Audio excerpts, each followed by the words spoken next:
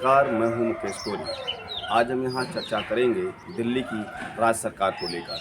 आपने देखा, पूरे देश और विदेश ने देखा कि 28 मार्च को अरविंद केजरीवाल ईडी के कोर्ट में पेश हुए। यहां पर उन्होंने अपनी बात राउज एवेन्यू कोर्ट के सामने रख दी, लेकिन ईडी के वकील ने इसका ऐतराज़ किया। कहा कि लिखित बयान क्यों नहीं देते। उन्होंने क्या कहा है वो हम आपको आगे बताएंगे, लेकिन ईडी में पेश होने के बाद अरविंद केजरीवाल जी की धर्मपत्नी सुनीता केजरीवाल जी ने क्या कहा है मीडिया के सामने, क्या कहा है उन्होंने दिल्ली की जनता, देश की जनता, देश की सभी पार्टियों के नेताओं, सदस्यों, कार्यकर्ताओं और देश के अंदर रहने वाले बुजुर्ग, नौजवान, युवक, बच्चे, बच्चियां से एक व्हाट्सएप से क्या अपील की है वो आप पहले सुने। अरविंद जी की धर्मपत्नी कल कोर्ट में अरविंद जी ने अपना पक्ष रखा। आप सबने सुना तो होगा। अगर नहीं सुना है तो एक बार प्लीज़ उसको ज़रूर सुनिए। जो कुछ कोर्ट के सामने उन्होंने बोला उसके लिए बहुत हिम्मत चाहिए। सच्चे देशभक्त हैं वे। बिल्कुल ऐसे ही हमारे स्वतंत्रता सेनानी अंग्रेज़ों की तानाशाही से लड़ते थे। पिछले 30 साल से मैं उनके साथ हूँ। देशभक्ति उनके रोम रोम में बसी है। अरविंद जी ने देश की सबसे ताकतवर, भ्रष्टाचारी और तानाशाही ताकतों को ललकारा है। आपने अरविंद जी को अपना भाई, अपना बेटा कहा है। क्या इस लड़ाई में आप अपने भाई, अपने बेटे का साथ नहीं देंगे? मुझे पूरा विश्वास है कि हम सब साथ मिलकर यह लड़ाई लड़ेंगे। मैं आपको एक व्हाट्सएप नंबर दे रही हूँ। व्हाट्सएप नंबर है 8297324624। फिर से 8297324624। आज से हम एक अभियान शुरू कर रहे हैं जिसका नाम है केजरीवाल को आशीर्वाद। इस व्हाट्सएप नंबर पर आप अपने अरविंद को आशीर्वाद भेज सकते हैं, शुभकामनाएं भेज सकते हैं, दुआएं भेज सकते हैं, प्रार्थना भेज सकते हैं। कोई और भी संदेश देना चाहे तो वो भी दे सकते हैं। कई माताओं ने तो अपने बेटे के लिए मन्नत मांगी है। कई बहनों ने भी अपने भाई के लिए मन्नत मांगी है। वो भी लिख के भेजें। मुझे कई लोगों के फ़ोन भी आए। उन्होंने अरविंद जी के लिए व्रत रखा है। कितना प्यार करते हैं अरविंद जी से लोग।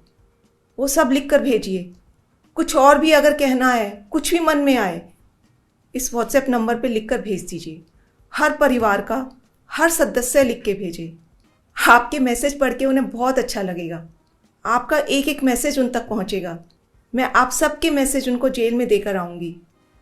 और उन्हें मैसेज देने के लिए आपको आम आदमी पार्टी का होने की ज़रूरत नहीं है। आप किसी भी पार्टी से हो, कोई भी हो, अरविंद जी को मैसेज ज़रूर भेजें। सभी युवा, महिलाएं, बुजुर्ग, बच्चे, अमीर, गरीब, सब लोग अपने भाई, अपने बेटे अरविंद जी को कुछ ना कुछ ज़रूर लिखें। और हाँ, इस व्हाट्सएप नंबर का भी खूब प्रचार करें। एक बार फिर से बता रही हूँ, व्हाट्सएप नंबर है 8297324624। 8297324624। जय हिंद। तो आपने यहाँ पर सुना कि सुनीता केजरीवाल जी सीधे सीधे तौर पर अरविंद केजरीवाल के लिए शुभकामनाएं, प्रार्थना लिखने की बात कर रही हैं। उसके लिए उन्होंने एक व्हाट्सएप नंबर जारी किया है, जिस नंबर को उन्होंने कई बार रिपीट किया है, लोगों के सामने रखा है और उन्होंने कहा है कि वो अपनी उस हर मन को बात को शेयर कर सकते हैं जो उनके मन में चल रहा हो। ये उनके भाई, उनके बेटे, उनके छोटे भाई के लिए समर्पित संदेश होगा। हम आपको ले चलते हैं 28 मार्च राउज एवेन्यू कोर्ट में, जहां पर अरविंद केजरीवाल ने कहा मैं अपने रिमांड का विरोध करने नहीं आया हूं। ईडी मुझे जब तक चाहे जेल में रख सकती, लेकिन हर किसी को पता होना चाहिए कि बीजेपी के लिए वसूली का रैकेट चला रही है ईडी। तो यहाँ पर उन्होंने सीधे तौर पर कहा है कि आज ईडी बीजेपी की वसूली का गैंग चला रही है। तो इस तरह से उन्होंने यहाँ पर अपनी बात को रखा और साथ में उन्होंने यहाँ पर उन 4 बयानों का भी हवाला दिया जो ईडी ने इनके ऊपर लगाए हैं, लेकिन वो कोर्ट के सामने उन बयानों को नहीं रखती है। आप देखिए, भारत के अंदर दिल्ली एक ऐसा राज्य है जहां का सिटिंग मुख्यमंत्री को मात्र एक बयान के आधार पर ईडी उनको जेल में डाल देती है। क्या ये सही है? क्या ये राजनीतिक की अवहेलना नहीं है? यहाँ पर अरविंद केजरीवाल ने उन 4 बयानों को लेकर क्या कहा है, तो हम आपको उन 4 बयानों को बताते हैं। अरविंद केजरीवाल ने पहला बयान कहा है, उन्होंने कहा कि एक दिन मेरे घर में मेरी मौजूदगी में मनीष ने उनको कुछ एक्साइज के डॉक्यूमेंट हैंड ओवर किए। ये नहीं कहा कि पैसे दिए, बस इतना ही।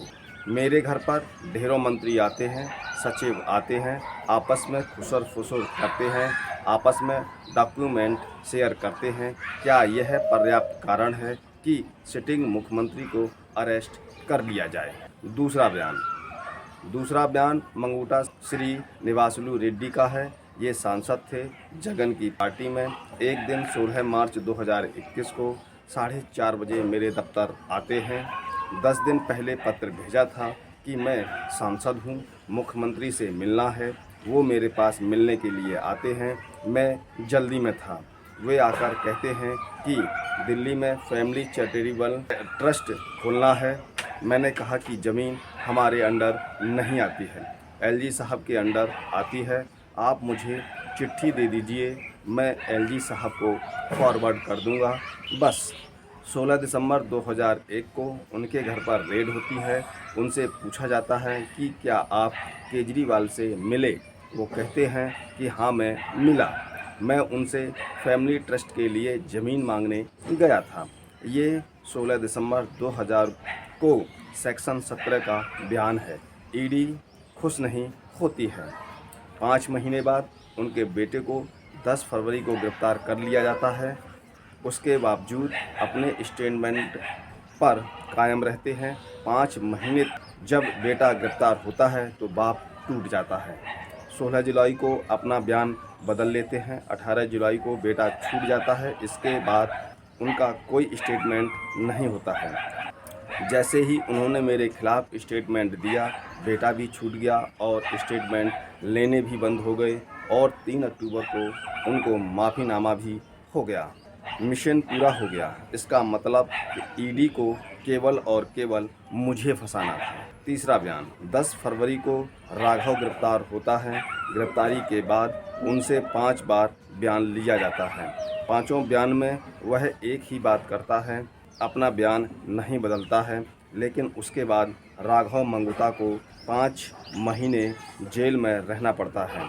16 जुलाई को उसके पिताजी अपना बयान बदल लेते हैं तो मेरे खिलाफ 7 स्टेटमेंट हुए। 6 में मेरे खिलाफ कुछ नहीं कहा जाता। 7वें में जैसे ही मेरे खिलाफ स्टेटमेंट देते हैं उसके बाद उनका कोई स्टेटमेंट नहीं होता है। जेल से छोड़ दिया जाता है और उन्हें माफ़ीनामा दे दिया जाता है। यह जो 6 स्टेटमेंट हैं रिकॉर्ड पर नहीं लाया जाता। चौथा बयान, 16 दिसंबर को उनके घर पर रेड हुई। 9 नवंबर को स्टेटमेंट देते हैं, मेरे खिलाफ नहीं बोलते हैं। 10 नवंबर को गिरफ्तार कर लिया जाते हैं। उसके बाद 9 स्टेटमेंट होते हैं। किसी में भी शरद रेड्डी ने मेरे खिलाफ नहीं बोलते हैं। लेकिन 6 महीने जेल में रहने के बाद 25 अप्रैल को छूट जाता है और वह इतना कहता है कि मैं विजय नागर के साथ सीएम से मिलने गया था। सीएम साहब जल्दी में थे। सीएम साहब कहते हैं कि विजय नागर के टच में रहो, विजय अच्छा लड़का है। तो इस प्रकार सीएम ने अपने इन 4 बयानों के माध्यम से कोर्ट के सामने ईडी की दलीलें रखीं और इन दलीलों पर ईडी के वकील राजू ने कहा, जिस व्यक्ति ने केजरीवाल का नाम लिया है उसने कारण भी बताए हैं। सब कुछ पेपर में दर्ज है।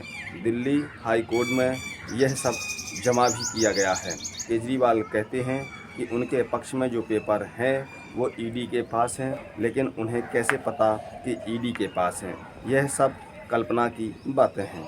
ये आपके प्रमुख हैं। आम आदमी पार्टी को रिश्वत मिली है, जिसका इस्तेमाल गोवा चुनाव में हुआ है। हमारे पास गवाह है जिनका कहना है कि ये पैसा साउथ ग्रुप ने हवाले के जरिए दिया। इसकी चैन है, केजरीवाल उस चैन की बात नहीं कर रहे हैं। तो आपने यहाँ पर सुना कि ईडी के वकील ने भी अपना पक्ष रखा और उन्होंने शराब नीति घोटाले के पैसे को गोवा के चुनाव में खर्च करने की बात की। जैसा कि सभी ने देखा कि गोवा के चुनाव में तृणमूल कांग्रेस ने सबसे अधिक लगभग 47 करोड़ रुपए खर्च किए और उसके बाद बीजेपी ने 17 करोड़ के आसपास किए और आम आदमी पार्टी ने मात्र 4 करोड़ के इर्द गिर्द ही चुनाव का खर्चा हुआ। क्या जब गोवा का चुनाव चल रहा था तो वहाँ का चुनाव आयोग बिल्कुल शांत था? चुनाव पर हो रहे खर्चे को लेकर वो किसी भी तरह की कोई कार्रवाई क्यों नहीं कर रहा था? क्या उसको जानकारी नहीं थी कि वहाँ पर हवाला के माध्यम से आम आदमी पार्टी चुनाव लड़ रही है? क्या उसको जानकारी नहीं थी कि उन चुनाव प्रचारों में जो रुपया खर्च किया जा रहा है, जिस पार्टियों के द्वारा खर्च किया जा रहा है, वो रुपया किस माध्यम से आ रहा है? ये चुनाव आयुक्त की जिम्मेदारी नहीं थी। ईडी ने फिर एक बार यहाँ पर अरविंद केजरीवाल को लेकर अपनी रिमांड बढ़ाने की बात की है और कोर्ट ने 1 अप्रैल तक ईडी के कहने पर रिमांड बढ़ा दी गई है। आपको ये खबर कैसी लगी है उस पर अपनी राय कमेंट बॉक्स में जाकर जरूर दें। अभी तक हमारे चैनल को आपने सब्सक्राइब ना किया हो तो सब्सक्राइब बटन पर क्लिक करें, बेल आइकन को प्रेस करें, जिससे कि हमारी पढ़ने वाली प्रत्येक खबर का नया नोटिफिकेशन सबसे पहले आपको प्राप्त हो। आपसे निवेदन है कि अभी तक हमको ज्वाइन ना किया हो तो ज्वाइन बटन पर क्लिक करके ज्वाइन कर सकते हैं। हम फिर मिलेंगे एक नई खबर के साथ। तब तक आप हमको इजाज़त दीजिए। जय भारत, जय हिंद।